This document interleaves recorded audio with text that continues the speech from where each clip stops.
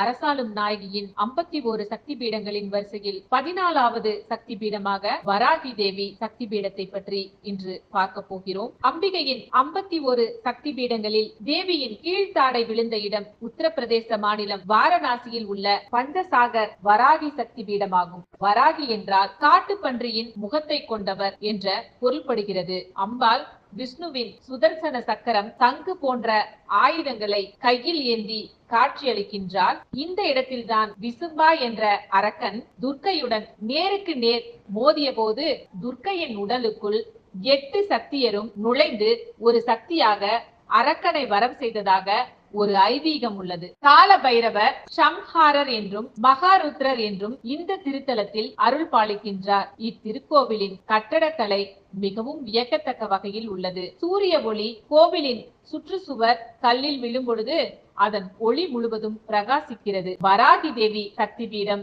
திருக்கோவிலின் தரைமட்டத்திற்கு கீழே அமைந்துள்ளதால் ஒரு பளிங்கு கல் பலகை திறக்கப்பட்டு அதன் வழியாக பக்தர்கள் தேவியை தரிசனம் செய்ய அனுமதிக்கப்படுகிறார்கள். இந்த கோவில் காலை 5:30 மணி முதல் காலை 7:30 மணி வரை, அதாவது 2 மணி நேரம் மட்டுமே இக்கோவில் திறந்திருக்கும். செப்டம்பர் முதல் பிப்ரவரி வரை இக்கோவிலுக்கு செல்ல உகந்த காலமாகும். மக்கள் நாட்காட்டி யூடியூப் சேனலை இப்பவே சப்ஸ்கிரைப் பண்ணிடுங்க அன்பர்களே.